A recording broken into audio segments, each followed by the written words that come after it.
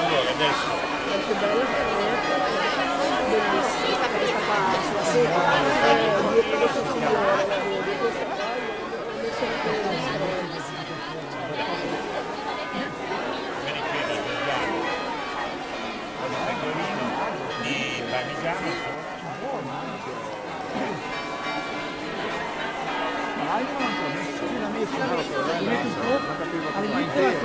Abbiamo un po' d'aglio.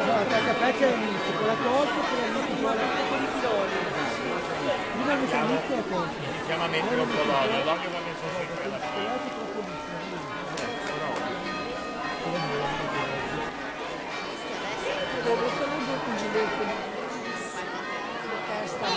vabbè, pretenderemo anche cose sì, un'altra ragazzi, anzi abbiamo una regressione. Vedi Andre, una volta che però ancora una volta.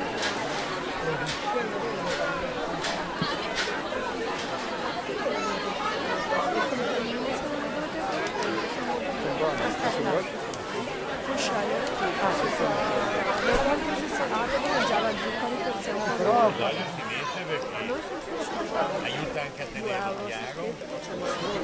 L'olio che deve essere leggerissimo, abbiamo l'olio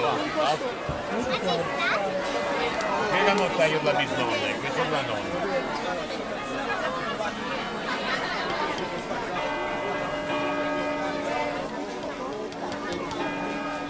Adesso Anna lo mette sul pane, ci spiegherà che pane è. L'anno scorso abbiamo fatto un matrimonio tra pesto e zucca, potevamo fare altrimenti. E quindi Pane alla zucca. che ce n'è è pane alla zucca fatto in casa. Ah! Quanto il gioco già? Allora, prima queste Bene? sì. Dite di no? Lo vuoi assaggiare?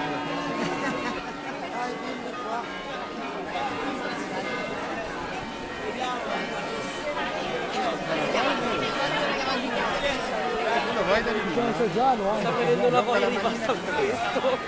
Poi? Questa sera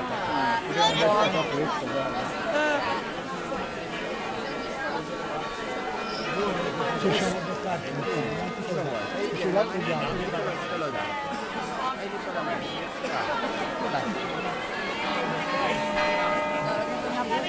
ma no, ci ho messo, quanto ci ho messo? 5 minuti.